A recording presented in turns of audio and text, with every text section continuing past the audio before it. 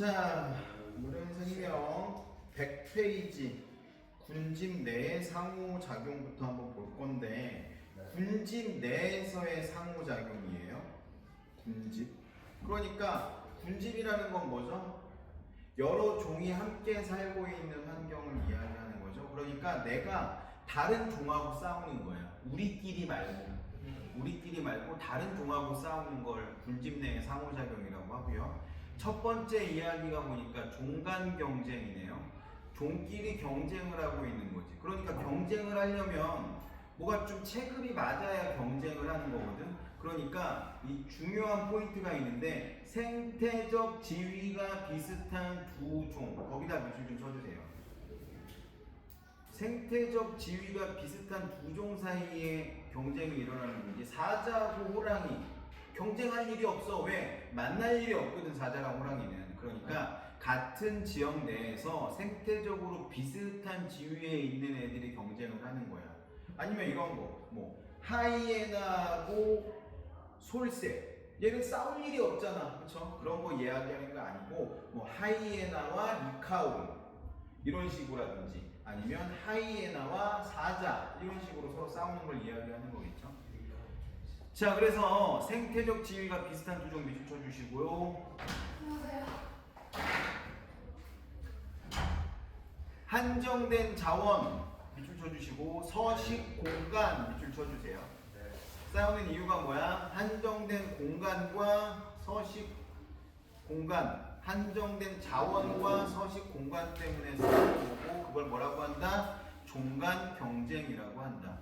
가장 대표적인 예로 나와 있는 게 애기 집신벌레와 집신벌레의 경쟁, 캥거루쥐와 주머니쥐의 경쟁, 이런 것들이 있대요. 그래서 경쟁 베타 원리는 별표 좀 쳐주시고, 겹치면 겹칠수록 심해지는 건데, 왼쪽에 보면 A종, B종 그래프가 나와 있죠? 서식 범위하고 먹이의 종류가 A종하고 B종이 겹치는 부분이 있어. 이 겹치는 부분이 많으면 많을수록 그 겹치는 부분에서는 경쟁이 일어날 거기 때문에 효율적으로 잘 이용하는 종은 살아남고, 다른 종은 어떻게 되겠어? 도태되겠죠. 집신벌레의 종간 경쟁이 나와 있는데 같이 한번 봅시다. 먹이가 같아, 얘들은. 비슷한 지역에 살고 먹이가 같은데, 따로따로 놔두면 애기 집신벌레도 되게 잘 살고 집신벌레도 되게 잘 살거든요. 근데 얘들을 한꺼번에 배양을 하게 되면 애기 집신벌레는 뭐 문제없이 잘 사는데, 집신벌레는 점점 줄어들다가 도태가 돼. 뭐가 적용된다? 경쟁 베타 원리가 적용된다. 중간 경쟁하는 거고요. 백족이에요, 그렇죠? 자, 두 번째는 분서야. 분서는 따로따로 나누어 살다라는 뜻이야. 그래서 생태적 지위가 비슷한 애들이 같이 살다 보니까 내가 먹을 거를 바꾼다든지 사는 곳을 바꾼다든지 해서 경쟁을 피하는 현상이야. 이거는 두 번째 줄에 밑줄 좀 칠게요. 경쟁을 피하는 현상. 뭐가? 분서가.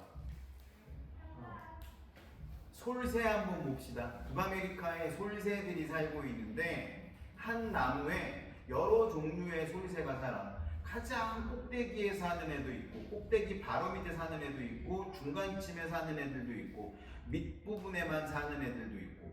그래서 한 종류가 한 나무에 한 종류의 솔새만 사는 게 아니라, 한 나무에 내가 다 살고 있다가 다른 종이 이사를 오면 걔가 살고자 하는 지역은 비켜서 서로 싸우지 않으려고 하는 성질이 생긴다. 그래서 공간 지위를 달리해서 경쟁을 피하는 걸 이 분서라고 하고요. 피라미하고 은어 한번 봅시다. 피라미라는 생선은 우리나라 뭐라 그래야 되니? 계곡에서 되게 잘 볼 수 있는 토종 생물인데, 얘가 은어라는 애가 없으면 한가운데에서 녹조류를 먹거든. 이끼 같은 거를 먹는단 말이야. 근데 갑자기 은어가 이사 오면 은어가 더 세, 피라미보다. 피라미 일단 말부터 어때? 피라미 좀 약간 작아 보이잖아, 그렇죠? 그래서 은어는 녹조류를 먹거든요. 그래서 은어가 이사 오면 은어는 그냥 아무렇지도 않게 강 중앙으로 가서 녹조류를 먹는데, 그러면 피라미는 은어랑 싸우지 않고 은어를 피해서 강의 하천의 가장자리로 이동해서 곤충을 먹으면서 살아. 요렇게 분서가 되는 거고, 물가에 사는 새들도 한번 봅시다. 홍학은 다리가 길잖아, 그렇죠? 그러니까 물 속에서 생물들을 갈라먹고 뭐 조개도 캐먹고 요렇게 사는데, 청두머리는 잠수하잖아. 잠수해서 홍학보다 좀 낮은 데서 뭐 이것저것 곤충 같은 거를 잡아먹고, 뒷부리 장다리 물대새 같은 경우에는 물대새 중에서는 좀 다리가 긴 편이라서 좀 근처에서 먹고, 물가에서. 겉머리 물대새나 흰 물대새는 다리가 짧으니까 물속으로 들어가지 않고 갯벌에서, 얕은 물가에서 작은 물고기나 곤충 같은 거를 잡아먹는 요렇게 생활을 합니다. 그래서 물가에 사는 새들도 자기縄張리가 정해져 있는 거고, 그縄張리를 넘어가지 않는 거, 이걸 분서라고 합니다. 이거 되게 헷갈릴 수 있는데 뭐하고 헷갈리는지 지난 시간에 했던 거랑 한번 생각해 봅시다. 텃새 있었잖아, 텃새. 텃새는 뭐야? 먹이, 서식 공간, 배우자를 독점하기 위해서 내가 일정한 지역을 정하는 거였잖아. 근데 이건 같은 종끼리야. 같은 종끼리 경쟁을 하는 거였고, 분서는 다른 종하고 경쟁해서 나눠 사는 거. 이걸 이야기하는 거. 텃새랑 비교해서 가끔 나오니까 헷갈리지 마시고 잘 구분하시기를 바래요. 그리고 다음 페이지 넘겨보니까 따개비의 종간 경쟁이 나오네요. 이거 이제 문제를 잘 봐야 되는데, 조간대가 뭐냐면, 조간대는 밀물 때는 바닷물에 담기고 썰밀 때는 안 잠기는 그런 지역. 그러니까 밀물 썰물의 구분이 확실한 지역을 조간대, 조수간만의 차이가 있는 지역이라는 뜻이라고 생각하면 되고요. 그럼 평균적인 수위가 있겠지. 따개비가 A종이 있고 B종이 있다라고 한번 해봅시다. A종 같은 경우에는 평균 수위보다 높은 데서도 살아. 만조대. 그쵸? 만조가 됐다라는 건 물이 제일 많이 들어왔을 때를 이야기하는 거고, 평균 수위 이상도 살 수 있다라는 거야. 근데 따개비 B종은 평균 수위 이상 올라가지 않아. 평균 수위까지만 사는 애야. 근데 둘이 같이 살게 되면 따개비 B종은 밑에 그대로 살고 따개비 A는 위에서도 살 수 있으니까 따개비 B는 밑에 살지 못하고, 따개비 A는 밑에 살지 못하고 위에만 살게 된다. 이런 거 얘기하는 거죠. 경쟁 베타 원리. 누가 이긴 거야? 따개비 B가 이긴 거야. 따개비 A는 밀려난 거죠. 근데 어디가 먹을 게 더 많겠니? 당연히 바닷물이 평균 수위 이하인 데가 먹을 게 훨씬 더 많을 거잖아. 그 위에는 먹을 게 별로 없어. 근데 밀려난 거지. 그나마 다행인 게 따개비 B는 위에서는 살 수 없으니까 따개비 A는 거기서라도 살 수 있게 되는 거지. 그 다음에 공생. 안 싸워, 이거는. 공생. 근데 공생은 두 가지로 나뉩니다. 편리공생과 상리공생인데, 편리공생은 한쪽만 이익을 받는 걸 편리공생이라고 해요. 상리공생은 둘 다 서로 이익을 받는 거. 빨판상어와 거북이. 빨판상어들이 좀 게을러. 그래서 거북이 몸에 붙어 있어, 빨판을 가지고. 거북이 배 아니면 등에. 그러면 거북이가 이동하면 가만히 있다가 거북이가 멀리 가면 왔다 갔다 하면서 이제 그 동네로 다니는 거예요. 그러니까 거북이를 셔틀로 이용하는 거지. 거북이는 이익 받는 게 하나도 없어, 얘 때문에. 근데 빨판상어는 거북이의 도움을 받는 거지. 그렇다고 뭐 거북이가 손해보는 것도 없어. 까치와 나무 한번 봅시다. 까치가 나무에다, 뭐 까치뿐만이 아니라 새들이 나무에다 둥지를 틀고 살잖아. 그치? 그럼 까치한테는, 새들한테는 굉장한 이익이지, 그게. 근데 나무는 얘가 거기다 둥지 짓고 산다고 해서 뭐 손해볼 것도 없고 이익 볼 것도 없어. 그쵸? 황노와 물새, 이것도 마찬가지야. 황노라는 건 이제 아프리카 지역에 주로 사는 새들인데, 이제 숲풀 근처에 살거든. 왜 숲풀 근처에 사냐면, 물가 숲풀에 사는데, 황소가 지나가면, 그러니까 물소가 지나가면 숲풀에 길이 생겨. 숲풀이 빽빽하게 있는데 물소가 지나가면 이만큼 길이 생기는 거야. 얘가 이렇게 뚫고 지나가면서 밟아버리니까. 그러면 요 사이사이에 이제 원래는 풀 때문에 안 보였던 물고기들이 보이니까 황소가 물고기를 잡아먹기가 편해지는 거야. 근데 얘네들이 거기서 한다고 해서 물소가 뭐 커다란 이익을 보는 건 아니거든. 그렇다고 손해볼 것도 없지. 이런 걸 편리공생이라고 하는 거고요. 상리공생은 서로 도움받는 거. 흰둥가리하고 말미잘 이게 가장 대표적인데 흰둥가리는 말미잘이 독이 있잖아. 그래서 흰둥가리 그 니모잖아 니모. 요거 조금 해가지고 다른 큰 물고기들한테 많이 잡아먹히는데 말미잘이 독이 있으니까 다른 물고기들이 여기까지 안 와. 그래가지고 흰둥가리는 잡아먹히지 않고 살 수 있고 말미잘 같은 경우는 흰둥가리가 거기서 있으니까 다른 물고기들이 말미잘을 못 보고 흰둥가리 잡아먹으려고 탁 들어왔다가 말미잘의 독에 죽어가지고 잡아먹혀. 그러면 흰둥가리를 미끼로 쓰는 거잖아 말미잘 입장에서는. 그러니까 서로서로 도움을 받는다라고 할 수 있는 거죠. 동백꽃과 동박새 이거는 굳이 뭐 이렇게 표현하기보다 꽃과 벌, 나무 이렇게 생각해도 되겠지. 꽃이 폈어. 꽃이 피면 꿀을 가지고 있잖아 꽃이. 그러면 이제 뭐 벌이라든지 나비라든지 이런 애들이 와가지고 꿀을 빨아먹으면서 도움을 받죠. 그리고 그 사이에 어떤 일이 벌어져? 얘네 다리에 꽃가루가 묻어가지고 얘네들이 다른 꽃으로 가서 앉으면 수분이 일어나지. 그러니까 서로서로 도움을 받는 형태. 이것도 상리공생이라고 할 수 있겠죠. 그리고 지으류하고 균류는 별표를 쳐줍시다. 지으류하고 균류가 뭐였죠? 지으류는 어떤 개척? 1차 초대. 뭐 초대야 초대는 완전히 아무것도 남지 않은 그런 그 뭐라 그래야 되냐 그거 완전히 아무것도 남지 않은 지역에서 최초로 뭐하는 이거 뭐 할 때 했던 거지 우리? 응?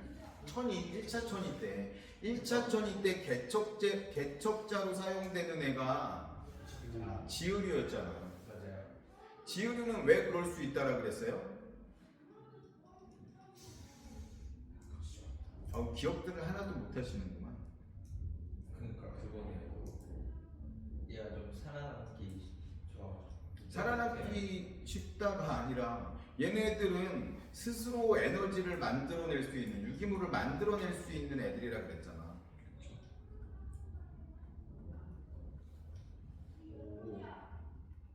어떻게 에너지를 만들까를 한번 생각해 봅시다. 우리 지금 몇 페이지 하고 있죠?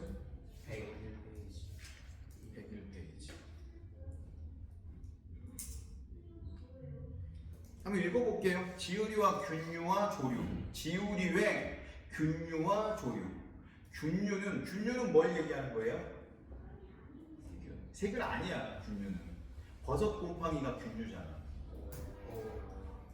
버섯하고 곰팡이가 조류들에게 살 곳을 제공해주면 조류가 광합성을 해가지고 균류한테 영양분을 줘. 그러니까 지으류는 균류와 조류를 합쳐놓은 거를 이야기하는 거고 얘네들이 스스로 지네들이 알아서 서로 먹을 것들을 준다라는 의미라고 생각하면 된다고 그랬잖아.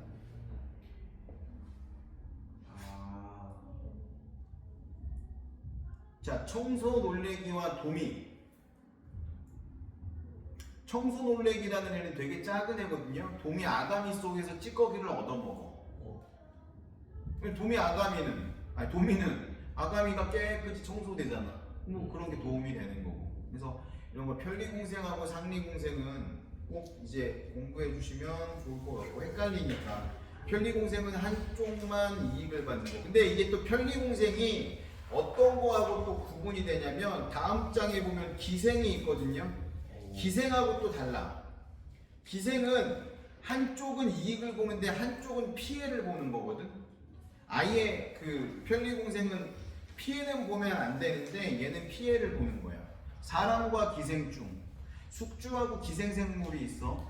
기생충이 사람한테 도움되는 게 1이라도 있을까? 없겠지. 네. 그러니까 기생이라고 하는 거죠. 기생충. 자, 그래서 기생충이 우리한테 영향 뭐 주는 거 없고 피해만 주기 때문에 기생이라. 개와 진드기도 마찬가지예요. 진드기가 개한테 붙어서 피를 빨아먹잖아. 그러면 개 입장에서는 뭐 도움되는 게 하나도 없고 손해만 보는 거죠. 이것 때문에 병도 걸리기도 하고, 그렇죠? 뭐 곤충의 애벌레와 기생벌, 새삼과 다래식물, 겨우사리와 다래식물. 겨우사리라는 거 이거 기생생물이거든요. 겨우사리가 한번 자라기 시작하면 나무에 쪽 붙어가지고 나무 수액을 빨아먹는 거야. 그러니까 나무 입장에서는 영양분하고 물을 뺏기니까 굉장히 힘들겠지, 얘가 자라면. 근데 그렇다고 얘 때문에 도움받는 게 하나도 없거든. 그러니까 이런 것들을 기생이라고 하는 거고요. 5번 포식과 피색은 우리 서로 잘 아는 거죠. 다른 종이 뭐 예를 들어서 뭐 그 눈신토끼를 잡아먹는 스라소니처럼 포식자는 잡아먹는 애, 피식자는 잡아먹히는 애. 그러니까 포식자는 혼자 이익을 얻고 피식자는 혼자 손해를 입는 거니까 얘 뭐랑 비슷해요? 기생과 비슷한 상황이죠. 포식과 피식도. 스라소니와 눈신토끼, 치타와 톰슨 가젤 이런 것들. 그리고 탐구자료창에 별표 좀 쳐주세요. 플러스 마이너스. 종간 경쟁을 하면 둘 다 마이너스겠죠. 근데 가는 하나는 플러스고 하나는 아무런 영향이 없는 거고, 나는 둘 다 플러스인 거고, 기생은 하나는 마이너스 하나는 플러스, 포식과 피식도 하나는 플러스 하나는 마이너스. 그쵸? 그럼 둘 다 플러스 돼 있는 나는 뭐겠어요? 공생. 편리공생이야 아니면 상리공생이야? 상리공생. 가가 편리공생이 되겠죠. 한쪽만 이익을 받는 거니까 한쪽은 손해가 없어. 그러니까 가는 편리공생, 나는 서로 이익이니까 상리공생. 그렇게 할 수 있겠네요. 그래서 요거 물어보는 거 되게 자주 나옵니다. 자, 개념 확인 문제 한번 풀어보도록 할게요.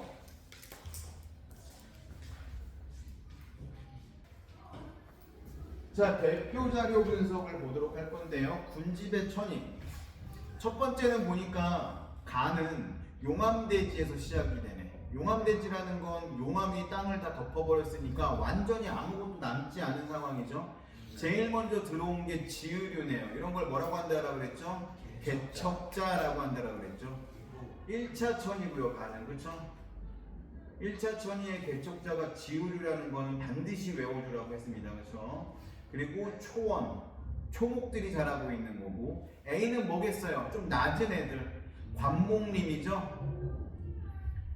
관목이라는 건 2m 이내의 작은 나무들을 이야기하는 거고, 관목림이 자란 다음에는 양수림이 자라야 되겠죠.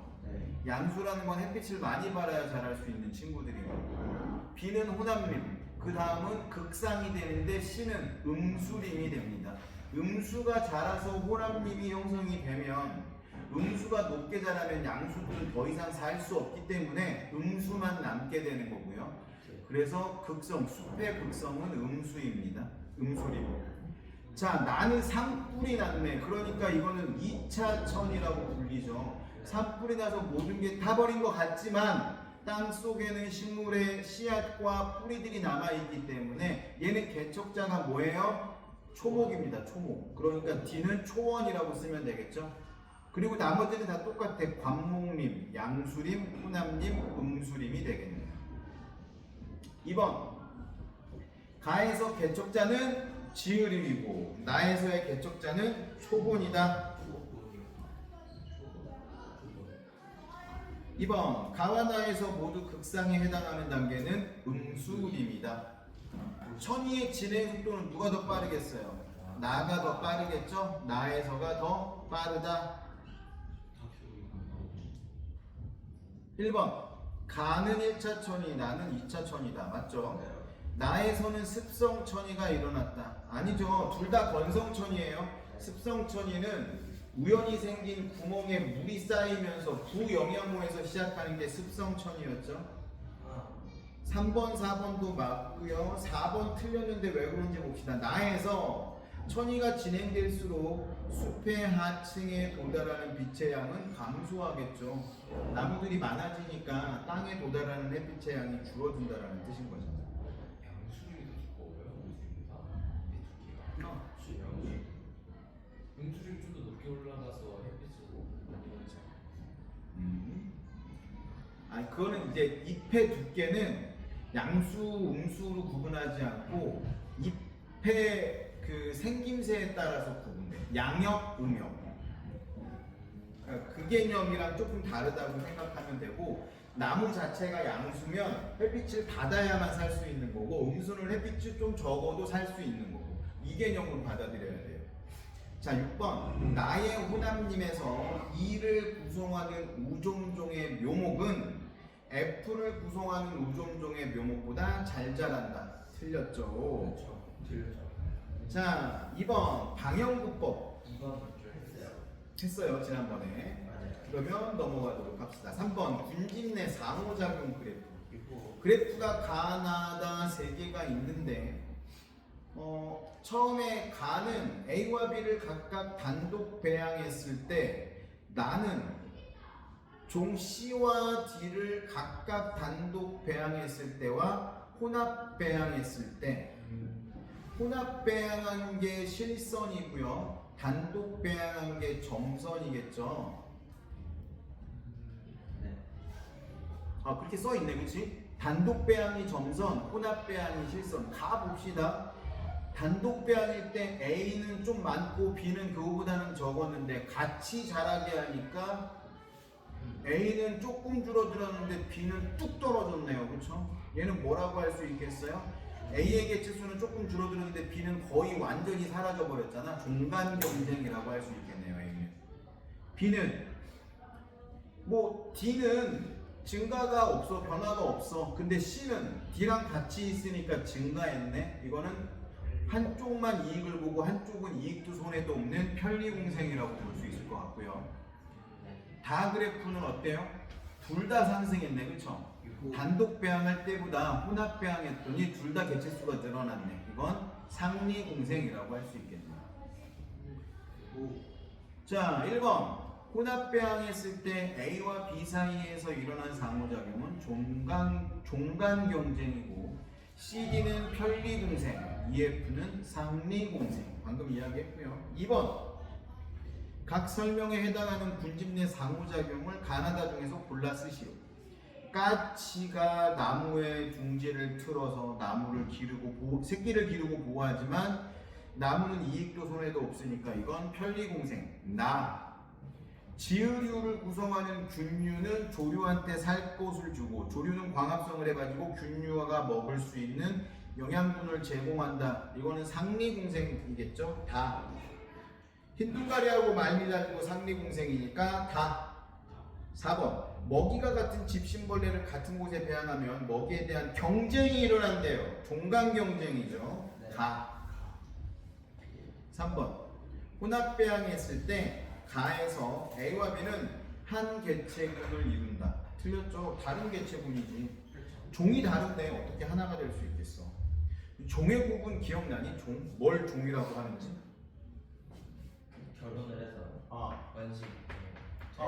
종이라는 건, 같은 종이라는 건 결혼을 해서 새끼를 낳았는데 그 새끼가 생식 능력이 있어야 같은 종이에요. 그래서 개가 늑대랑 결혼하면 늑대개가 나오겠죠? 늑대개는 새끼를 낳을 수 있어. 그러니까 개랑 늑대는 같은 종이야. 호랑이하고 사자가 결혼해서 라이버가 나왔어. 라이버는 고자야. 그러니까 호랑이랑 사자랑 같은 종이 아닌 거야.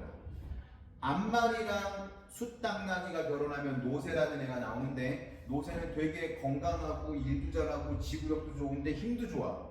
근데 생식 능력이 없어. 그러니까 말과 당나귀는 다른 종이야. 이런 것들 구분할 수 있겠죠. 사람들이 되게 못됐어. 한 3000년 됐대. 노새를 만들어가지고 부려먹기 시작한 게. 그 애도 못 낳는 애를 만들어가지고 말이야. 그거 어떻게 알았을까? 어떤 정신 나간 당나귀가 암말하고 결혼을 했을까? 3000년 전에. 자, 그래서 2번. 가의 A와 B는 생태적 지위가 비슷하다. 종간 경쟁을 하려면 비슷해야지 경쟁을 하는 거지. 서로 만나지도 않는 애들이 종간 경쟁하진 않겠죠. 맞고. 3번. 혼합 배양했을 때 나 구간에 1에서 C와 D 사이에 경쟁 베타가 일어났다. C하고 D는 지금 경쟁 안 하잖아. 네. C가 혼자 이익 받고 있는 거지. 경쟁하는 게 아닙니다. 그래서 틀렸고. 네. 4번, 5번 맞았는데 6번. 눈신토끼와 스라소니의 작용은 다에 해당한다. 보면 눈신토끼와 스라소니 눈시토끼와 쓰라둥이 둘 다 이익이야? 아니잖아. 하나만 이익이잖아. 네. 하나는 손해를 봐야 되는 거죠. 이거는 포식과 피식이니까 틀렸네요. 그래서 3번은 X5, X55, X. 4번 봅시다. 군집 내 상호작용. 요게 조금 헷갈리거든요. 그 그래프 나와 있는 거 있죠. 가 그래프. 거기에다가 별표를 좀 치시고 거기에 아하. 이걸 보는 방법이 되게 단순한데 한쪽에 기생이 나와 있거든. 얘 기생이 나와 있는 이유가 있어. 이 기생이 없으면 되게 헷갈리기 때문에 그래. 왜냐면 y의 이익이고 여기는 뭐겠어? y의 손해야. 그럼 얘는 x의 이익이겠어? 손해겠어? x의 이익. 여기는 y의 손해. 아니 x의 손해.